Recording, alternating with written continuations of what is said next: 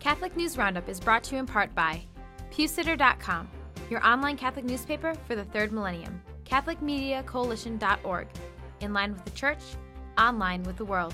And TheAmericanCatholic.com, politics and culture from a Catholic perspective.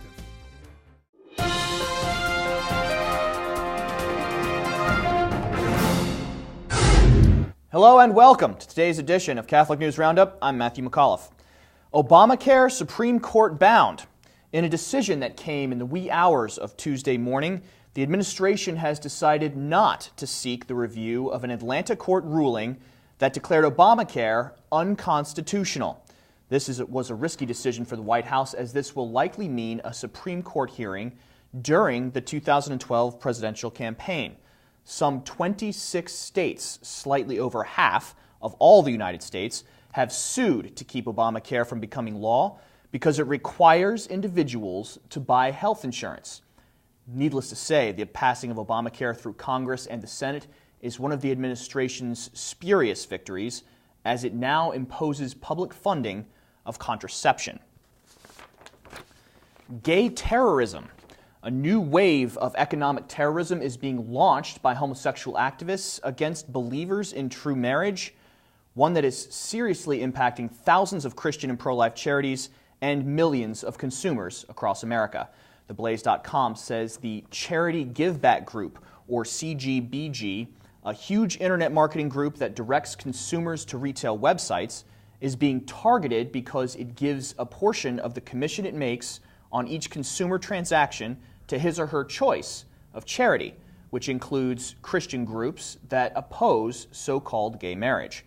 A petition on the website change.org, the same website that put out a petition to have Bert and Ernie married on TV, resulted in such companies as Apple and Microsoft severing their ties with CGBG due to the fear of losing consumers.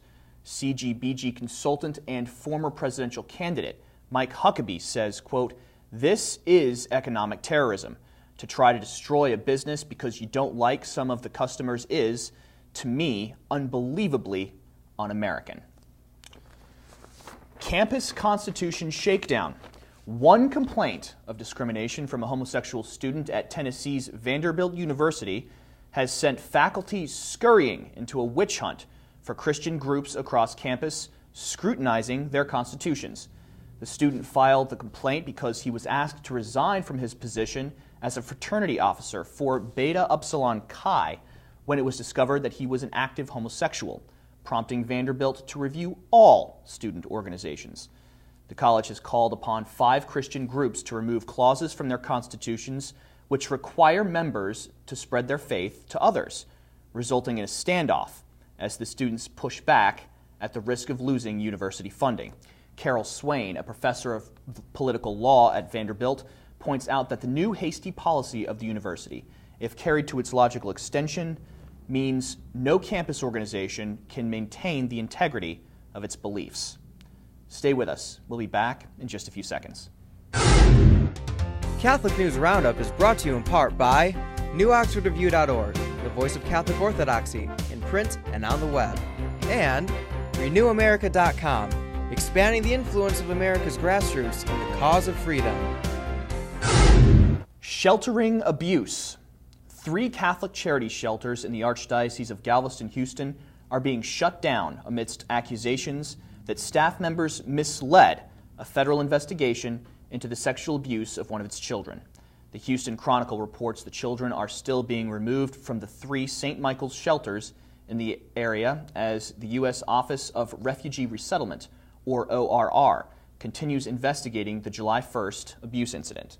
Federal documents state that an unannounced visit in August of the shelter where the abuse took place revealed that Catholic Charities' senior staff members doctored reports to omit details of the assault and even pressured other staff to do so as well to, quote, protect the program. The report also says the shelter did not seek medical treatment of the abused child. You can read the full story from the Houston Chronicle on our resource page by clicking the link right outside the screen. Texas tax troubles. Father Frank Pavone, while under private investigation by Amarillo Bishop Patrick J. Zurich, is now facing scrutiny from the Internal Revenue Service. As you may remember, Father Pavone was suspended from active ministry and nonprofit work and was called back to Amarillo, Texas, by the bishop several weeks ago. Gospel of Life Ministries is one of the 3 nonprofit groups called into question by Zurich, and Amarillo.com reports that the organization has had its ability to give out tax deductions to donors revoked by the IRS for the past 16 months, but it is still being solicited as a tax-exempt charity. The charity's spokesman, Jerry Horn, says he is unsure why their tax-exempt status has been taken away by the IRS and said that they are working to get to the bottom of the matter. I'm Matthew McAuliffe. Thanks for tuning in. Be sure and tune in tomorrow for your daily dose of Catholic News Roundup right here on RealCatholicTV.com. And be sure to check out The Vortex today, where Michael talks about being knighted in Portugal. Thanks for tuning in. Be sure to tell all your friends about us. And as always, God bless you.